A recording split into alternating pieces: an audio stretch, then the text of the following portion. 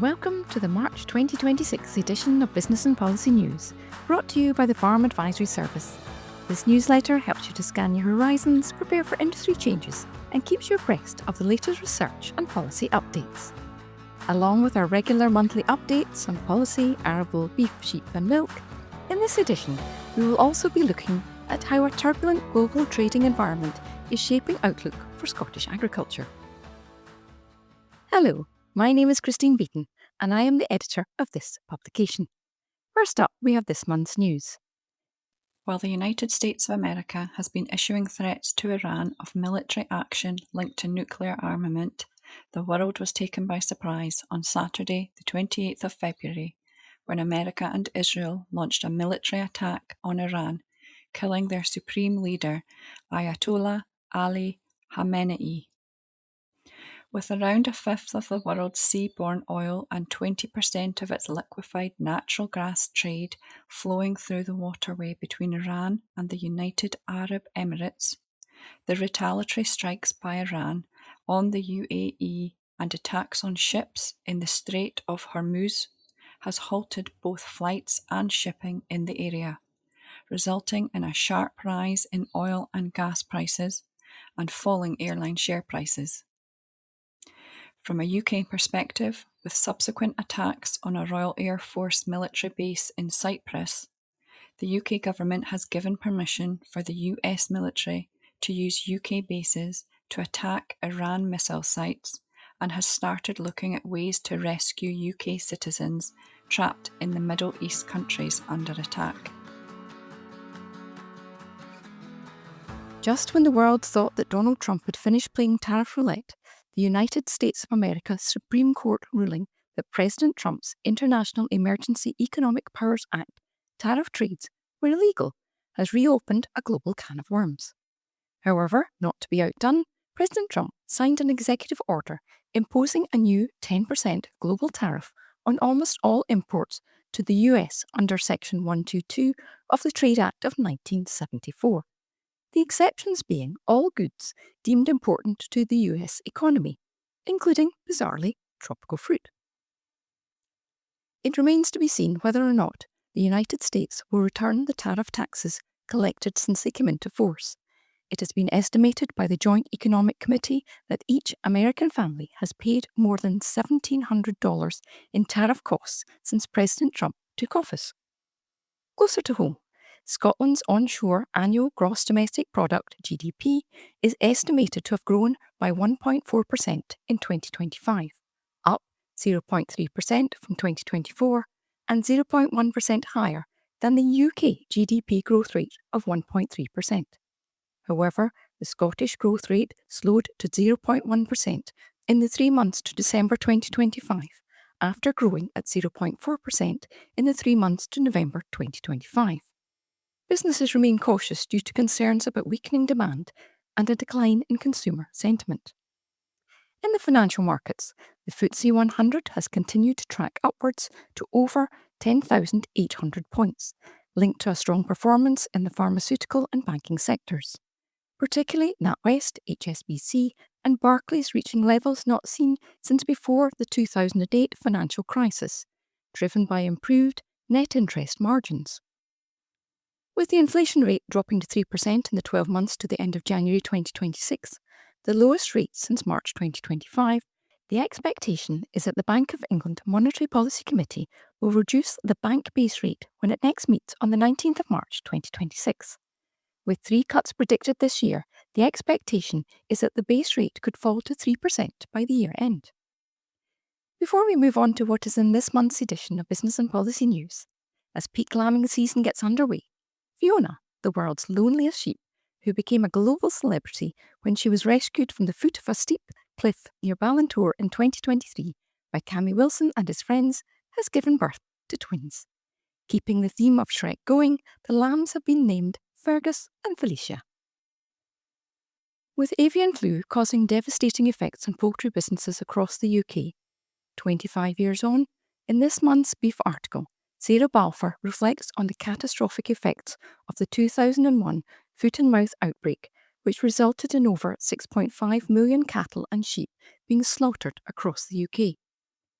With decades, if not generations, of breeding and bloodlines lost overnight, for those farming families affected by the outbreak, the cost was not just physical and financial, but emotionally heartbreaking. Also, in this month's edition of Business and Policy News, in addition to our regular updates on arable beef, sheep, dairy and policy, in our specialist article, Brady Stevens looks at how a turbulent global trading environment is shaping the outlook for Scottish agriculture.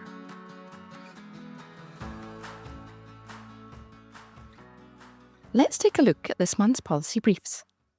The Agri-Tourism Investment Scheme, AIS. As highlighted in last month's edition of Business and Policy News, the Scottish Government have launched a new £1 million capital grant scheme for the agri-tourism sector. AIS is designed to help agri-tourism businesses in Scotland to be financially sustainable, profitable and resilient businesses that will play a key role in sustaining the future of Scottish agriculture. Please note that the scheme application window will close at midnight on Friday the 13th of March 2026. The scheme is competitive with a maximum grant rate of 40% for capital investment costs. However, as with the Future Farming Investment Scheme, FFIS, the Scottish Government will prioritise applications that are judged to deliver most against the objectives of the scheme. For further details of the scheme and how to apply, please see the links in the show notes. Moving on to the Agri-Environment Climate Scheme, AECS. The 2026 round of AECS is now open for applications.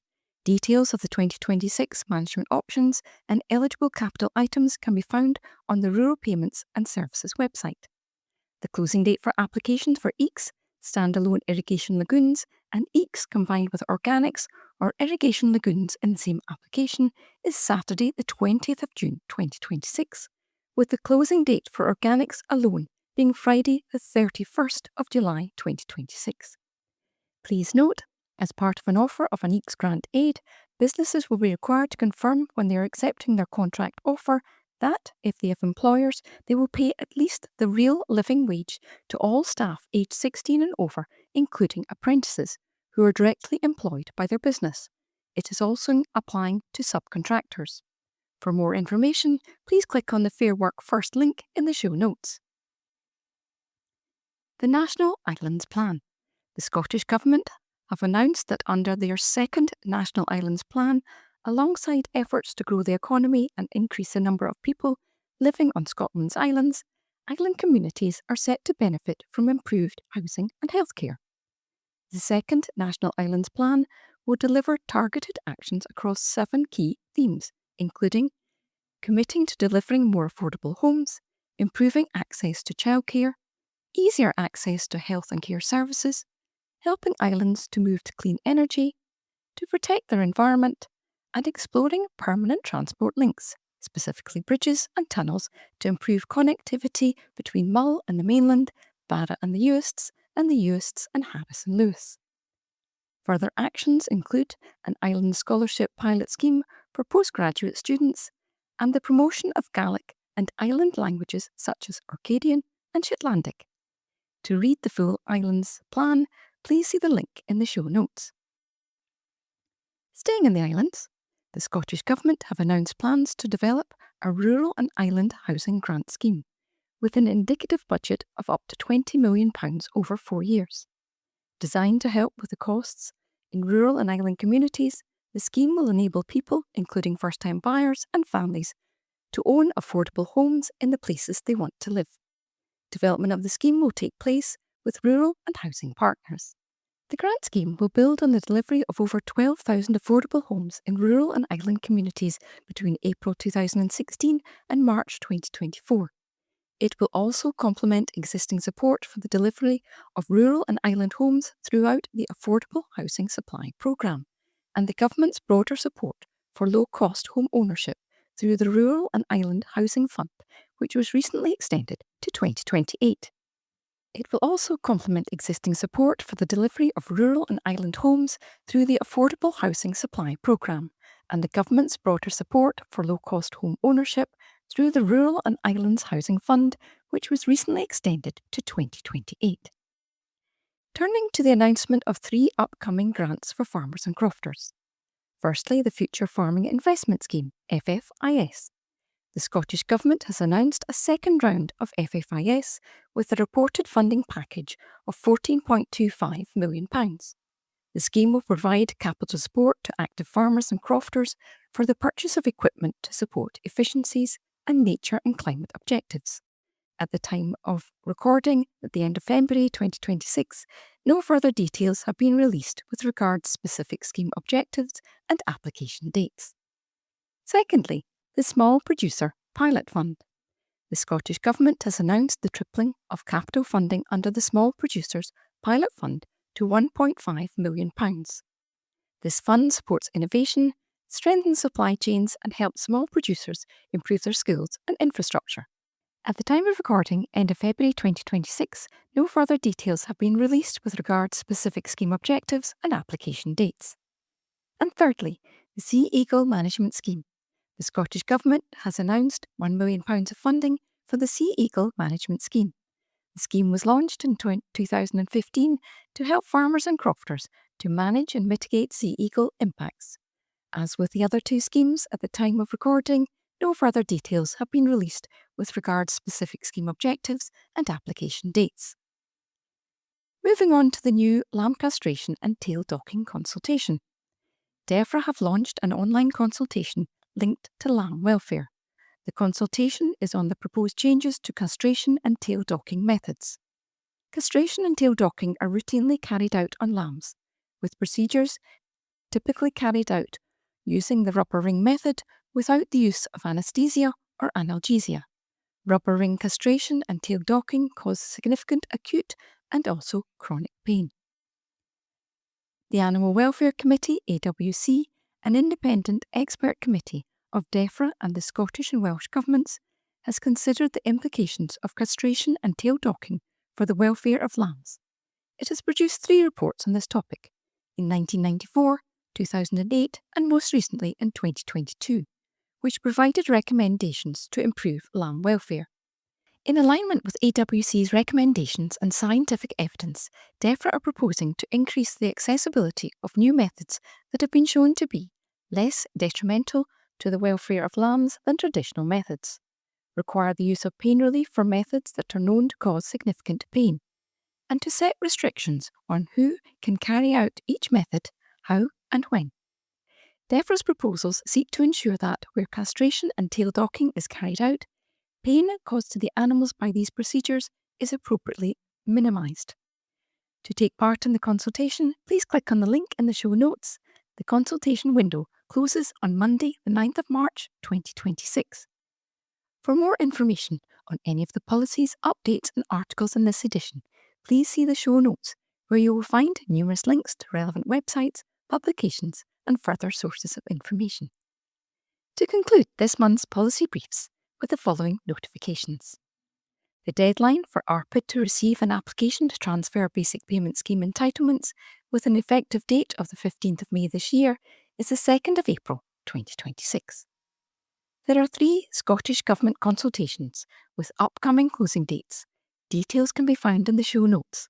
These consultations are related to accelerating home building, the Title Conditions Act, and onshore electricity generation. And finally, please look out for the release of these 3 publications: Short-Term Lets Regulation Information, Land Use and Agricultural Just Transition Plan for Scotland, and the Farm Business Survey Income Results 2024-2025.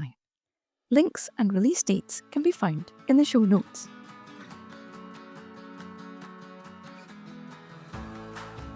Moving on to arable, beginning with a market overview. Global grain trading pricing remains influenced by heavy underlying fundamentals, as over the last 12 months global production has increased by 120 million tonnes, comfortably exceeding an increased consumption demand of 73 million tonnes and leaving a 12 million tonne increase in holding stocks since June last year. These comfortable global supplies, particularly from large recent harvests, continue to weigh on old crop prices. However, tensions involving Iran and the United States are injecting risk premium into commodity markets. Any escalation here, particularly via direct US military action, could likely spark sharp short covering, initially in the energy markets, and then quickly spilling over into grains and oilseeds. Firmer crude oil pricing has already lent more visible support to oilseeds. The weather. A daily topic of conversation for many of us, but weather is becoming an increasingly important driver as focus shifts to new crop prospects. In the plains of the United States, dryness and potential winter kill are under scrutiny as wheat emerges from winter. In Europe, excessive rainfall has marginally reduced French wheat condition ratings, though they remain well above last year. Meanwhile, South American conditions are seen as pivotal. In Brazil, persistent rains have slowed the soybean harvest and second crop maize planting. Delays to maize sowing raise production risks as the dry season approaches. In Argentina, crop ratings have slipped due to dryness and heat stress, while production is still expected above last year. Declining yield potential, especially for soybeans, could tighten global soybean meal and oil supply. Black Sea exports remain constrained despite ample supply. War-related logistical disruptions in Ukraine and slower shipments from Russia have reduced export flows year on year. Ukrainian maize exports are down roughly 30% and wheat by about 25%. Although this does not signal a global shortage, it redistributes demand towards the EU and the US, tightening the effective export balance outside the region and lending price support. Now looking at individual crops. Wheat. Domestic wheat prices remain subdued and Scottish distilling use is currently down 8% over the last 6 months. The UK is set to see its lowest level of human and industrial cereal consumption in 2 decades, with usage predicted at 9.17 million tonnes, a drop of 1.315 million tonnes compared with 2024-2025. Analysts attribute the sharp decline in demand to 3 main factors: the collapse of bioethanol production, subdued activity in the brewing, malting and distilling sectors, and weak consumer demand amidst cost of living pressures. The bioethanol sector has been hit hardest. Ververgo, one of UK's main plants, closed last August, and Ensis, the other main facility, has remained offline since its scheduled maintenance in September 2025, and is assumed to stay closed for the rest of the season unless government support intervenes. May 2026 UK feed wheat futures are currently trading at around £168 per tonne. Moving on to barley. The malting barley market also remains subdued. Demand from the brewing, malting and distilling sectors have softened, with malting barley usage in Scotch whisky distilling falling from 1.02 million tonnes in 2024 to 826,000 tonnes in 2025, and it is not expected to recover in 2026. Nationally, AHDB now forecasts human and industrial barley usage at 1.58 million tonnes, down 214,000 tonnes from last season and the lowest level recorded since digital records began in 1990-1991. Analysts cite reduced consumer spending, changing drinking habits, and rising costs as key pressures, alongside reports of distilleries being mothballed and limited export opportunities. Premiums over feed barley show little sign of widening as buyers remain cautious and largely purchase back-to-back against confirmed sales. Weak sentiment and slow trading activity continue to weigh on prices, and without a rival in brewing demand or export interest, upside appears limited in the short term. Looking at oilseed rape. Oilseed markets are more responsive to geopolitical tensions, supported by firmer crude oil values. South American weather remains critical. Slower Brazilian soybean harvest and declining Argentine crop ratings could tighten global soya complex supplies, particularly soybean meal and oil. Paris rapeseed futures have strengthened, aided by the UK by weaker sterling. However, prices are technically elevated, increasing the risk of short-term correction. Any Middle East escalation would provide immediate additional support. And finally, let's take a look at oats. Oat markets are quiet but sensitive. Turkish buying has paused after strong recent activity, though favoured tariff conditions could see demand returning. Feed oat demand has improved, particularly from Spain and Western Europe, while Baltic supplies have tightened amidst rising freight costs. UK growers remain reluctant sellers at current prices. With expectations of a reduced planted area for new crop, the market is increasingly vulnerable to adverse weather and could trigger price strength later in the season. Market prices for March 2026 are as follows. Wheat £161 per tonne, feed barley £146 per tonne, beans £204 per tonne, milling oats £120 to £160 per tonne, and oilseed rape £406 per tonne.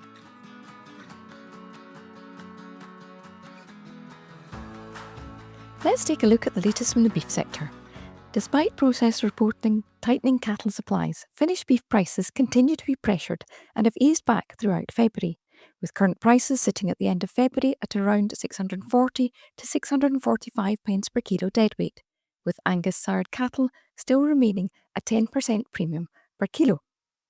For the week ending the 21st of February, prices for Scottish R4L steer grades were sitting at 644 pence per kilo deadweight, roughly on par with the same week last year. GB deadweight steers have fallen by 25 pence per kilo in the past 3 months to an average of 636 pence per kilo in mid-February, while live weight finished steers have dropped slightly to 373 pence per kilo. Consumer demand for beef is significantly reduced, with low-value cuts and manufacturing beef, for example mince, being sought after as consumers look to save money following January's credit card bills. Cost of living pressures also continue to push consumers towards cheaper protein options, particularly chicken. With reduced consumer demand and less beef in shopping baskets, prime cattle prices have steadied. A huge contrast to this time last year, as beef prices soared before reaching the dizzy heights of £7.40 per kilo deadweight. Looking ahead for the finished cattle trade, many share the opinion that record farm gate prices received in 2025 were unsustainable and created a false economy. Beef prices rose rapidly, and the price of prime cuts of beef reached levels where pubs and restaurants opted to remove staking cuts. So do we really need finished cattle prices to return the high levels received in spring 2025? While greater remuneration is always welcome, most would prefer to see consistency from processors and price stability instead of price fluctuations. Looking forward, it is anticipated that finished cattle prices will rise as numbers forward tighten. In theory, availability for slaughter in Scotland should be seasonally high in early 2026 as the spring calf crop from 2024 reaches peak slaughter age. However, record prices in 2025, coupled with the low price of cereals, for example barley, and the trend to finish cattle quicker, means that there are and will be fewer cattle in the system going forward. Turning to store cattle, where trade remains strong. Stores continue to be met with a strong demand across the country, with both suckler and dairy beef types being sought after despite forage shortages in some parts of the country. It remains very much a seller's market as the gap between strong stores and finished beef prices continues to narrow. Strong store prices have resulted in finished cattle returning limited margins. While elevated store cattle prices look good on paper, it is worth remembering that the cost of production for many beef producers, taking into account both variable and fixed costs, have continued to increase. Moving on to cull cows. Although the gap between 2025 and 2026 GB pricing has narrowed, cull cow trade remains firm. For the week ending the 21st of February, Scottish prices were sitting at 555 pence per kilo deadweight, with many markets reporting strong demand for cull cows in the live ring.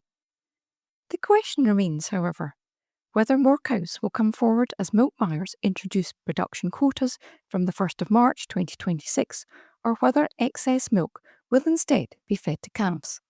Cull cow prices could come under pressure if increased numbers of dairy cows come forward. Turning to the recent Sterling Spring Bull sales.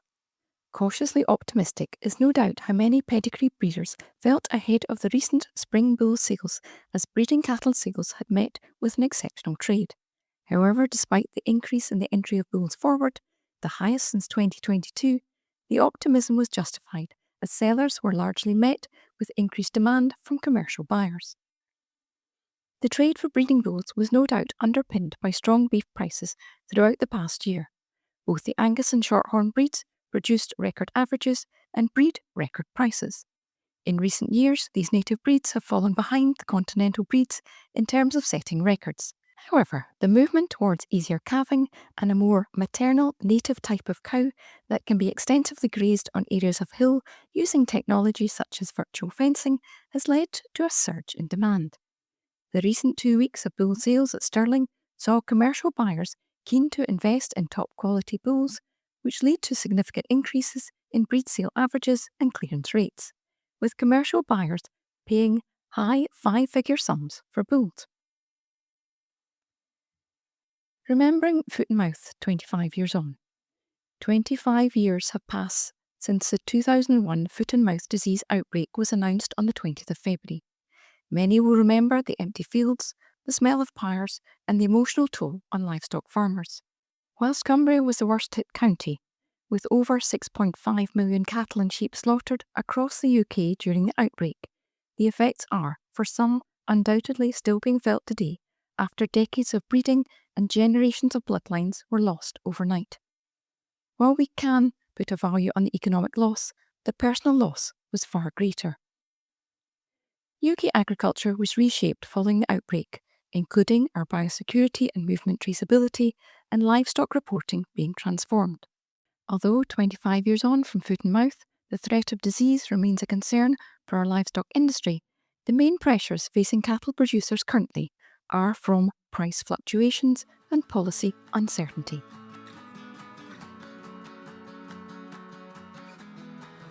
If you're enjoying listening to business and policy news, why not try one of the other Farm Advisory Service podcasts? In the latest episode of Cropcast Conversations, Mark is joined by Ian Riddle. Ian's work focuses on agricultural supply chains and his main interest is hemp.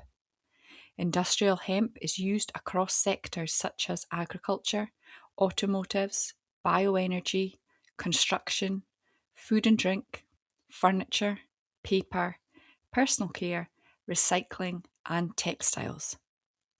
The global market for hemp is expected to quadruple by 2030, and markets here are evolving. Tune in to this episode to find out more.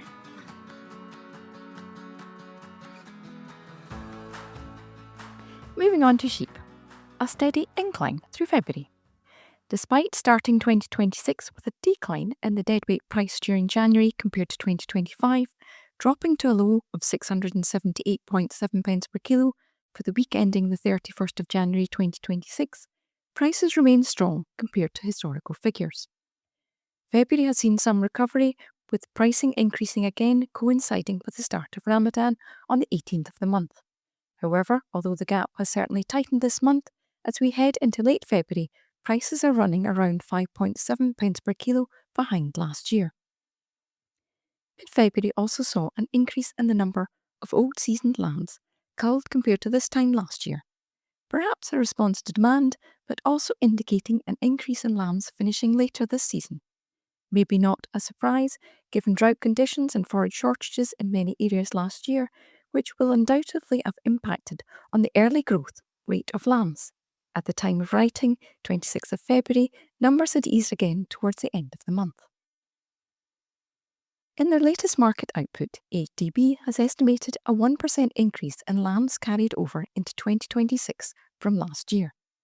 Live weight has followed a very similar trend, with standard to medium hogs, 32.1 to 45.5 kilos live weight, gaining a stronger price per kilo, sold in late February. Turning to the cast ewe trade, which remains strong from last year's high and is currently in line with averages seen this time last year.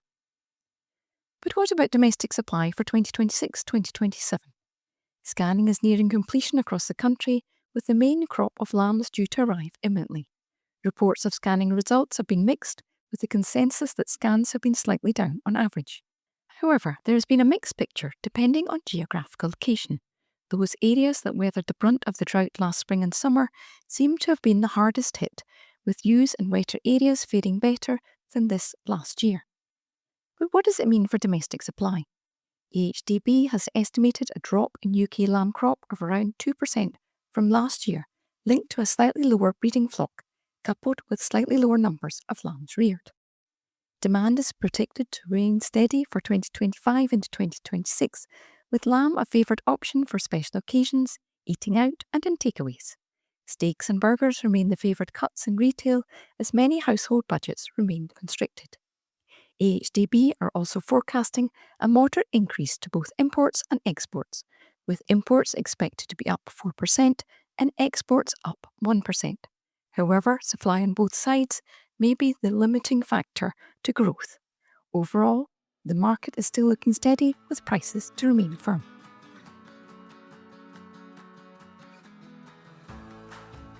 Our final industry update looks at milk. Milk production data. Milk production continues to stay ahead of last year, with GB milk volumes for January 2026 reported at an estimated 1,330 million litres. This is a 0.9% decrease on December 2025 and a 4.1% increase on January 2025. The latest data from AHDB puts daily production at 35.07 million litres for the week ending the 14th of February. This is 0.6% higher than the previous week and 4.2% higher than the same week in 2025. UK production for January was estimated at 1,329 million litres, 2.62% more than in January 2025. Turning to farm gate prices. The DEFRA farm gate milk price for January 2026 was 37.75 pence per litre, down 2.54 pence per litre, equating to 5.2% from the December 2025 price and 18% less than 12 months ago. At the time of recording, 27th of February 2026, while First Milk, Lactalis, Graham's and Arla have announced a price hold for March, with milk collections remaining well above levels at this point last year, Muller has announced a 1 pence per litre cut for March. Organic milk prices are currently around 56 pence per litre, depending on the contract. The following Scottish milk prices are quoted in pence per litre. First Milk, March, 30.25. Muller Direct, March, 34.5. Graham's, March, 34.5. Arla Farmers, March, 35.73.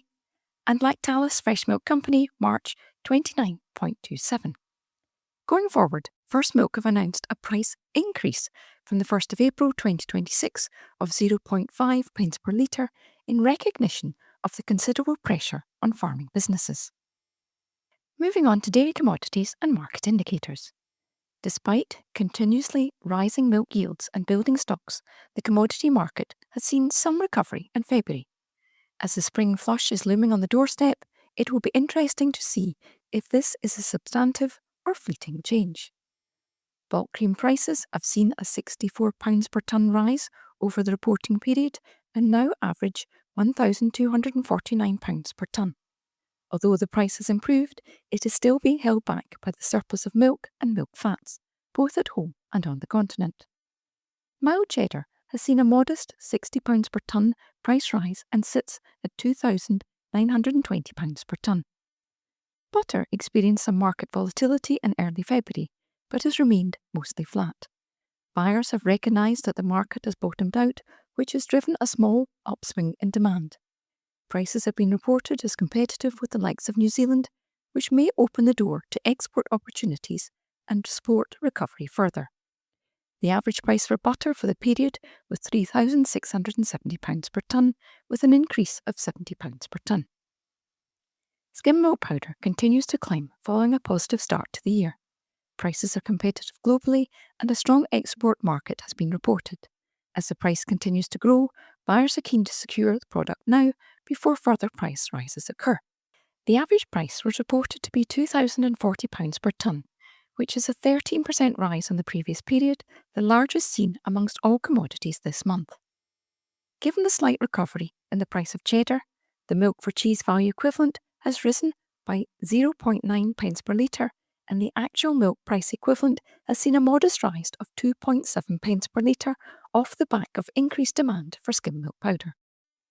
The market value indicator, MMV, has seen an increase of 1.3 pence per litre in February, rising from 31.4 pence per litre to 32.7 pence per litre. The latest global dairy trade GDT auction on the 17th of February 2026 resulted in the price index moving upwards by 3.6% to a weighted average price across all products of $4,028 per tonne. Turning to other dairy sector news and the ruling that oat-based products cannot be sold as milk. The Swedish company Oatly has been in a lengthy court battle with Dairy UK for a number of years now on whether the trademark phrase post-milk generation was invalid, or if the word milk can be used to describe their oat-based products. The High Court allowed Oatly's challenge to go to the High Court in 2023 and again to the highest court in 2025, with their lawyers arguing that the trademark made clear there was no milk in the products. Oatly lost their legal battle earlier this month, with the Supreme Court unanimously ruling that the trademark was invalid. Dr. Judith Bryan, CEO of Dairy UK, said, "We are delighted that the Supreme Court upheld the earlier decision of the Court of Appeal, confirming that Oatly's trademark, post-milk generation, contravened the rules protecting reserved dairy terms." This ruling is an important decision for the sector, as it finally proves clarity on how dairy terms can and cannot be used in branding and marketing. It brings greater certainty for businesses and helps ensure that long-established dairy terms continue to carry clear meaning for consumers while allowing appropriate descriptors to be used where the law permits. And finally, taking a look at the UK dairy and meat exports and import trade figures. Latest figures from HMRC show that the total value of UK dairy exports in 2025 realised £2.2 billion, a massive 16.6% increase on the 2024 dairy export figures. Red meat exports reached over £2 billion, a 12% increase on the 2024 figures. The importance of the EU was stressed, with shipments to markets in trade blocs accounting for almost 74% of the total value of UK dairy exports. These figures followed a busy year for the AHDB International Trade Development Team, with the dairy sector team delivering 28 events from Singapore to San Diego.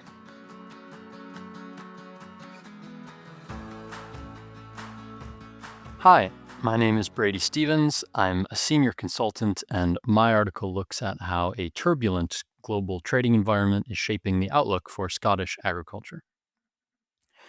Global trade news has been dominated for months by tariffs imposed by the Trump administration.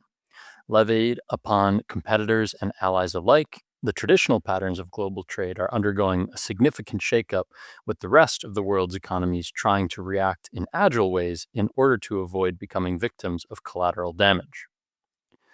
The current climate of uncertainty makes it difficult or impossible to make long-term business decisions, especially for agricultural businesses which import from or export to other countries. This article gives an overview of the key forces shaping global trade in 2026 and provides an update on how businesses are reacting. The conflict with Iran. Dominating world headlines at the end of February, following months of speculation, the America and Israel military attack on Iran has caused major disruptions to the shipping in the Strait of Hormuz, resulting in a sharp rise in oil and gas prices and falling airline share prices. With around a fifth of the world's seaborne oil and 20% of its liquefied natural gas trade flowing through the waterway between Iran and the United Arab Emirates, even short-term hold-ups will cause a major impact on world energy supplies, which will have knock-on effects on fertilizer and other agricultural commodity costs, as previously witnessed when the Suez Canal was blocked in 2021. Headwinds for Scotch whisky. The whiskey industry has felt the impact of American tariffs. In the 8 months following the 10% tariff imposed on all UK goods in April 2025, exports of whiskey to the USA have dropped 10% in volume and 7% in value. This is key, as whiskey is a valuable export for Scotland and the USA is the largest market by far. In 2024, the top 10 export markets in ascending order, according to the Scotch Whisky Association, were China at 161 million pounds, then Germany, Turkey, Japan, Spain, India, Taiwan, Singapore, France, and the USA topping the list at 971 million pounds. This sharp drop in revenue is having effects rippling across the Scotch supply chain. Diageo reported that they are currently sitting on 6.1 billion pounds in inventory, including Scotch, as well as other spirits, as a result of supply outstripping anticipated demand. Diageo has halted production at the Rose Isle maltings until at least June 2026 and dialed back production at Tininik Distillery in Easter Ross. Glenmorangie Distillery has also paused production, scheduled to resume this spring. As single malts with age statements take years in the making, due to the current glut, there is a reported shortage of storage space for maturing casks. Barley demand is weakened, down from around 1 million tons to around 700,000 tons expected for the coming year. Producers have had trouble securing barley contracts this year due to the contraction in the market and pause or close of maltings. Slackening demand is bad news for suppliers to the whiskey industry, and matters could go from bad to worse. On the 4th of July, 2026, an American tariff on single malts imposed during a row about subsidies to Boeing and Airbus will come back into force unless action is taken to avoid this, increasing the surcharge on these whiskeys for Americans to 35%. Strengthening trade with other partners. To protect UK business growth, Prime Minister Keir Starmer has been seeking to expand markets by lowering trade barriers with other nations. In July 2025, the UK secured a free trade deal with India, with leaders agreeing to roll back their 150% import tariff on Scotch whisky. This has been decreased to 75% and will fall to 40% over the coming decade. The deal is the most significant trade agreement since Brexit, which gave the UK the ability to cut deals of this nature, and is forecasted to deliver an £190 million gain to the Scottish economy. India is the largest market for Scotch by volume, with importers buying large quantities of spirit and blending Scotch with whiskies distilled domestically.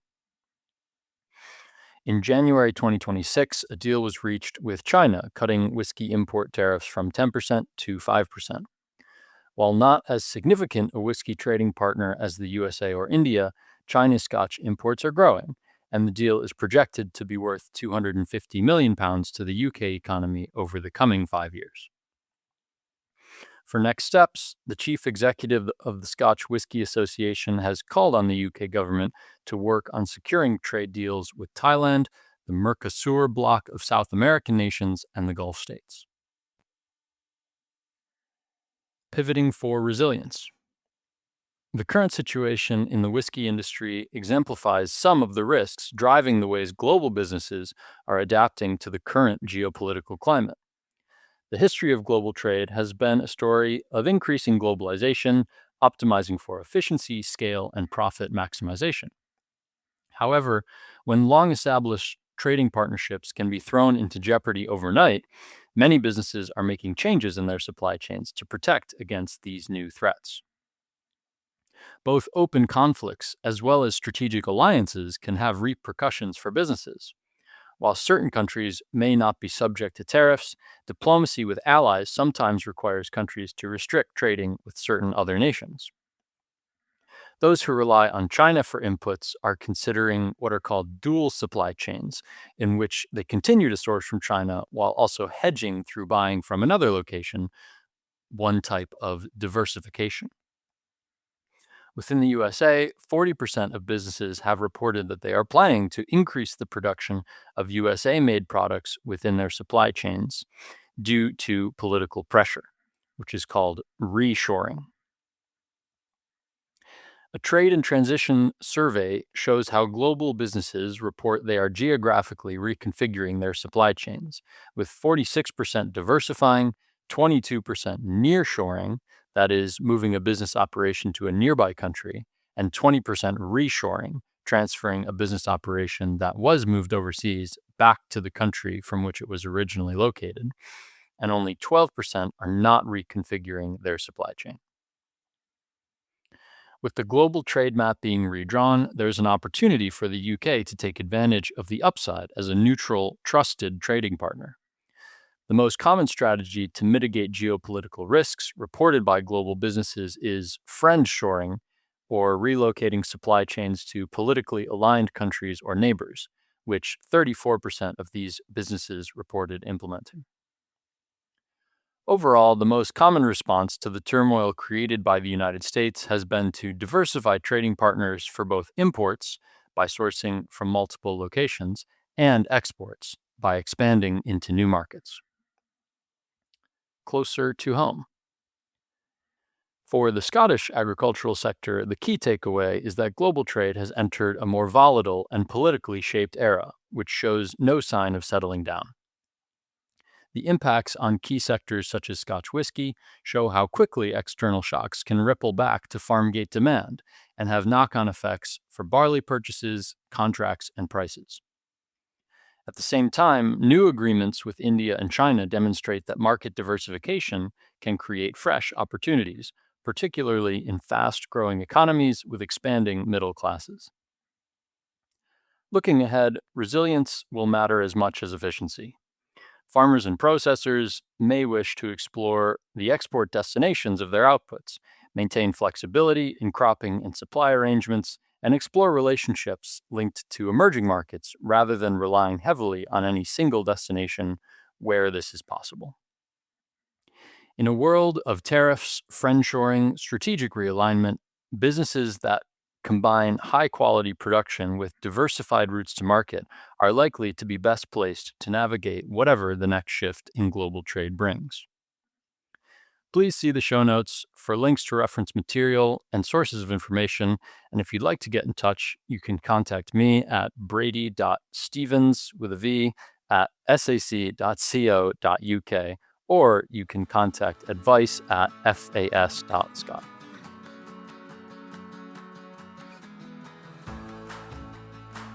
Business and Policy News has links in the show notes to allow you to dig deeper into further articles of note. This month, we have 3 top picks. At number 1, preparing for calving. Following on from Sarah Balfour's beef update, this episode of FAS TV is focused on preparing for calving. As well as hearing from Sarah, we will also hear from Jock Gibson, farmer and butcher, who highlights, from experience, the importance of safety around cows at calving time, and as a trustee of Farmstrong, the importance of prioritising well-being at a busy time of year. In at number 2, insurance, because life happens. In this Rural Roundup podcast episode, with inflation still above the government's target of 2% and increasingly unpredictable weather patterns, George Chalmers and Mary Jane Laurie discuss with NFUS Mutual's Douglas Schreiber how it is worth taking some time to see if you can save on insurance costs while still ensuring that the farm or croft is comprehensively covered. And our third pick is an article that looks at reducing our reliance on imported soya. Following on from Brady Stevens' specialist article in this month's edition of Business and Policy News, in this article, Brady provides an overview of alternative protein crops and how they could decrease the UK's reliance on imported soya. You can view the original version of this article, listen to the podcast, and watch the FAS TV episode using the links provided in the show notes. And if you have any questions, please email advice@fas.scot. From all the Business and Policy team, thank you very much for listening to this audio edition of Business and Policy News. Remember to like Business and Policy News to get notified of future episodes of this monthly podcast. Our next edition is due out on the 7th of March. A written version of this newsletter is available on the FAS website. To receive a copy each month, search for FAS newsletters and subscribe to Business and Policy. This newsletter was edited by Christine Beaton and included articles by Christine Beaton, Mark Bowser-Gibbs, Sarah Balfour, Lorna Shaw, Kira Sanahan and Brady Stevens. This podcast was produced in association with the Scottish Government and was presented by me, Christine Beaton, produced by Heather Stewart, edited by Cameron Waugh, with executive producers Kirsten Blackwood and Kerry Hammond.